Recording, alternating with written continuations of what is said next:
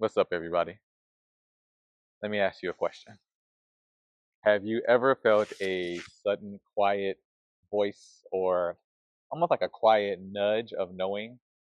Maybe a soft voice that you kind of maybe even almost miss if you're not listening close enough, or you're like, what the heck was that? And it may even be like a little whisper. Well, that is the essence of today's gate, which is gate 57, which is all about intuition. And as you see, I have a guest for us today who may join us again later on. This energy is all about deep inner knowing, allowing you to navigate life's experiences, life complexities with clarity and precision. So, if you've been wondering how can you sharpen your intuition and wondering how you can discover more about your inner knowing, we're going to jump all into gate 57 in this video. So in astrology, this is the Libra or Scorpio energy. In tarot, it's the High Priestess. In the I Ching, this is the gentle penetrating wind or Zun. And this energy is all about soft, it's gentle, and it's deeply intuitive, and it's all about what resonates within. And the location's in the spleen, and this is a very special gate because it's the one of the four gates that connects to three other gates in your human design chart. So this also connects to the G center. It connects through the to the sacral center, and it also connects to the throat center. And so the essence of this energy and the activation of this energy, it embodies really a heightened sense of awareness and a heightened sense of your intuition. So if you feel your intuition kicking in this week, that's because we're in the energy of this gate. And it's not really about being loud or having bold proclamations. It's all about the smaller voice, the whisper that's guiding you when you get closer to yourself, when you get closer to your inner knowing versus being loud. So this energy being a part of the spleen, this energy is deeply physical, and it's all about your instincts. It's all about the process of listening to your intuition and really alerting you to when there are things that you can't see, things that maybe even unspoken that are in your energy field. So you'll know that you've activated your intuition or the energy of this gate 57 when you really embody a clear sense of clarity, of calmness that really allows you to make make decisions that align with your true purpose, that align with your inner knowing, inner self, versus aligning with other people may say or what they may think you should be or not be doing. This energy is all about trusting your gut, trusting your feelings, and trusting your instincts, especially when you really don't know why you feel a certain way or why your instincts are telling you to do a certain thing.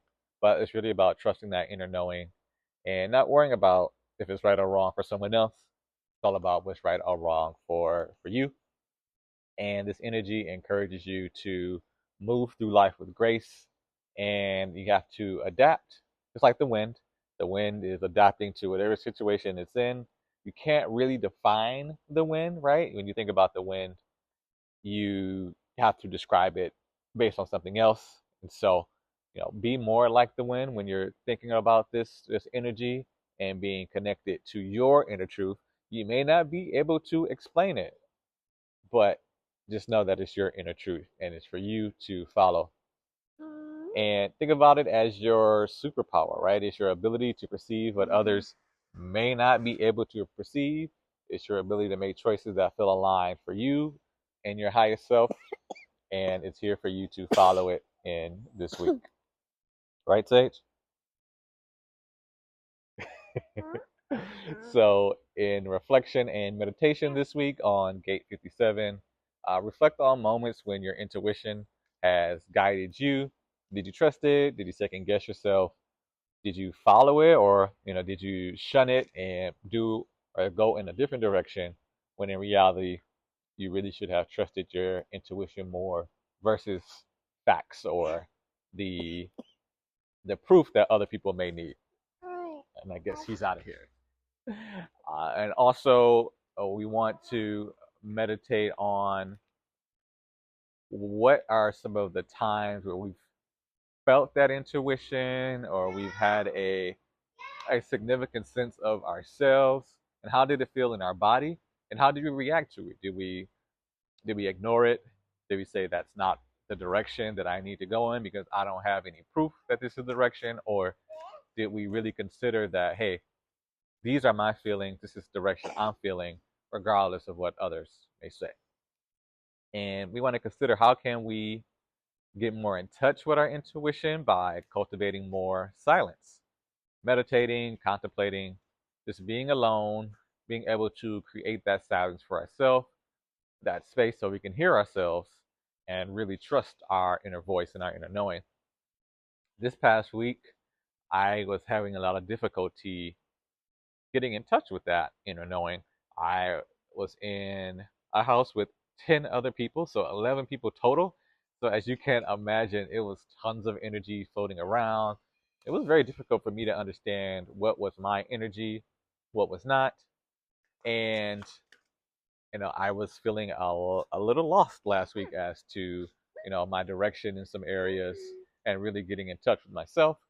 So this past couple of days, when there are a few less people in the house, I've now started to get back to getting in touch with that voice and my direction and really figuring out where I want to go next. And so when we think about gate 57, so remember to trust that intuitive voice and to trust the voice that may not be loud, but it is there to guide us.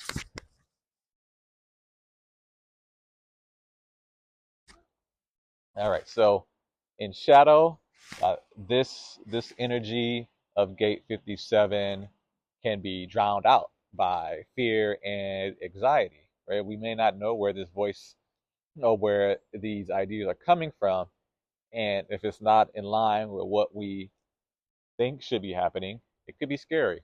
And so that's where the fear and even anxiety can come from. And the spleen is all about fear, right? All of these gates here, the shadow, are about fear. And so, when we're listening to our intuition, it's as if we can hear it, but it becomes muffled by the noise of really overthinking and doubt. And so we may feel uneasy or we may feel disconnected from our inner truth. But, you know, the sense of impending danger isn't real, right?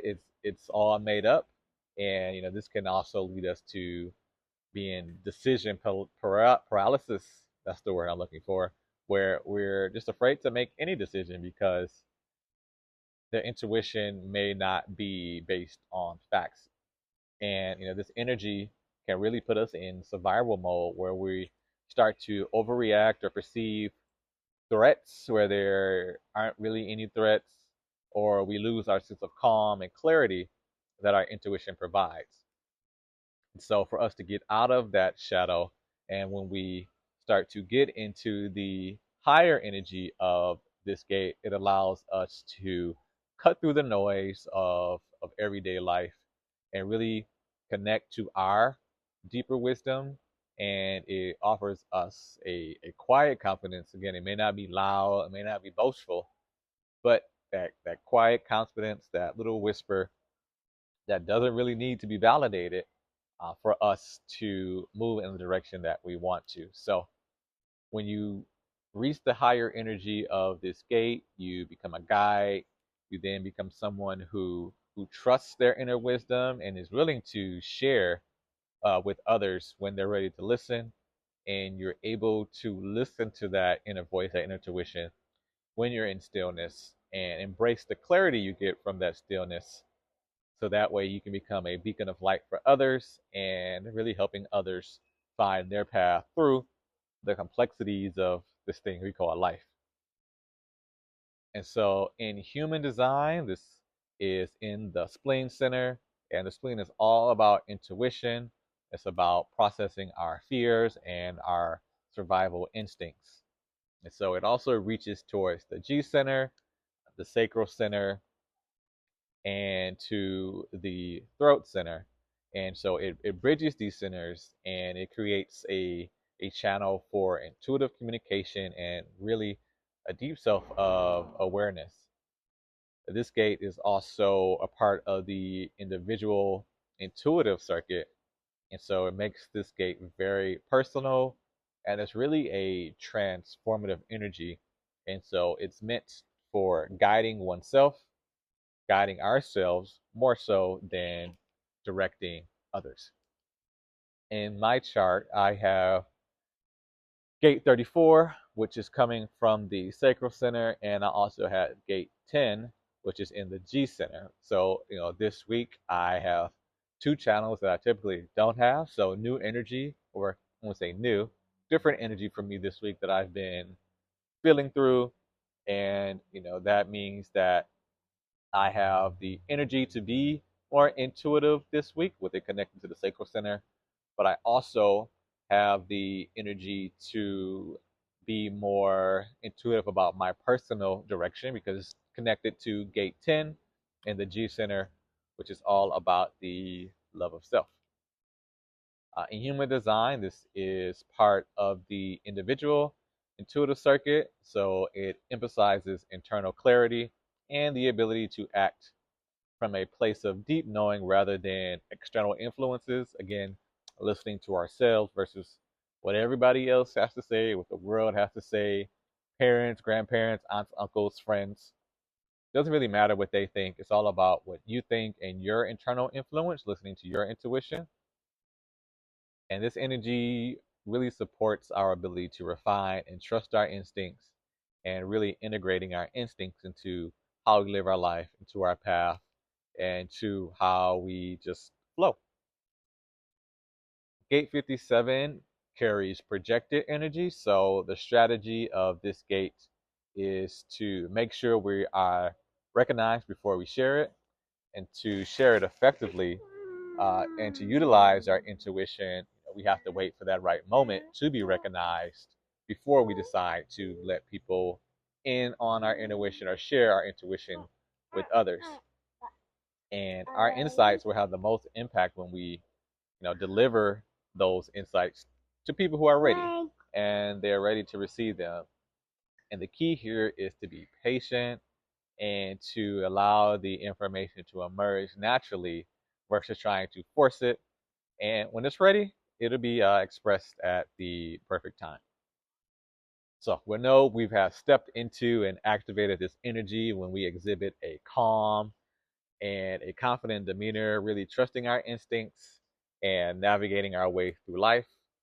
And we know we've activated this energy when we become a source of wisdom, gently guiding others with our insights and awareness versus, you know, seeking guidance. Or we know that we're really in alignment and in clarity when we can effortlessly integrate this energy with our everyday lives and provide that feedback to others when they ask for it. All right, so how do we transmute this energy? If we're not already sitting in the high frequency, how do we get there? And we do that by really shifting away from the paralysis that we have from overthinking and the fear of the unknown. That's me. I've been in that space probably for the last week. So this week I'm definitely embracing the the subtleness of the inner voice, my inner wisdom and the energies of stillness. Been spending a lot of time in my hammock, relaxing, getting more in touch with my inner knowing and really just allowing the the energy or the shadow of this to pass. So to transmute it, we need to allow ourselves to move from being hesitant, being wishy-washy, more into our confident self and taking confident action based on our intuition. And we can also work on strengthening or building that inner knowing and developing that self confidence by really responding to that intuition and recognizing that that intuition is our greatest guide. It is our personal guide, and so we can act and respond to that intuition. It may be difficult in the beginning, but as we do it more, the more we practice with it, the more we can really strengthen our connection with our intuition and really use it to guide us and navigate us in our lives and help us navigate more with grace for ourselves. And so to activate this, we want to engage in practices such as meditation, spending time in nature. That'll help us cultivate a more receptive state and help us cultivate really more calm. Because when you're in nature, that's typically when we can get more in touch with the universe and helps us with a sense of calmness. Nature is never in a rush. Nature is always at a still, and that's when we can connect with that inner calmness. We can also practice listening to our bodies, listening for subtle signals, and that's how our intuition speaks to us. It often comes through physical sensations, so to remember to listen to your body, listen to the feelings that you may have internally. Again, that goes back to meditating and putting aside the outside noise, the outside voices, and really connecting to ourselves. And we want to do this every day, right? We want to set a time for ourselves each day to sit in silence and to tune into that inner voice. And that allows us space for that clarity to emerge. And we're doing it without forcing it, without making it happen. We're letting it happen naturally. And we're attuned to those voices, to that inner intuition, which is our personal guides. So, other things we can do to help us with our intuition is breath work, or we can do sound healing to clear energetic blocks to help us connect with our intuition. One thing I love to do is I sleep with healing sounds, healing frequencies pretty much every night, from clearing blocks in my sacral or clearing blocks in my mind to even helping with my back pain problems. And we can also engage in creative activities like painting, dancing, journaling, my personal favorite, that allows us or allows our intuition to flow and to do it more freely. And also, be sure to surround your people with who value you and your intuition. So that may be an online community or an offline community, friends or family who really honor who you are and honor that you follow your intuition and they do the same. And so when you do that, that can help amplify the energy of gate 57. And so gate 57, all about intuition. And this intuition calls you to trust the quiet wisdom that lies within you. This energy is about moving through life with grace, confidence, and is really guided by our inner knowing that does not need any external validation. As you learn to trust your intuition, as you learn to follow your intuition, you really become a guide for others, showing them that the greatest clarity often comes from within, sitting with yourself and understanding more about yourself and understanding where you want to go based on how you feel and not others. So remember that your intuition is your superpower, and it's time to really embrace and celebrate your intuition, which really means it's time to embrace and celebrate yourself. Your intuition is the compass that leads you through the fog. Trust its whispers, for it is your greatest guide to clarity and purpose. Step into your power and let your inner voice lead the way. Peace.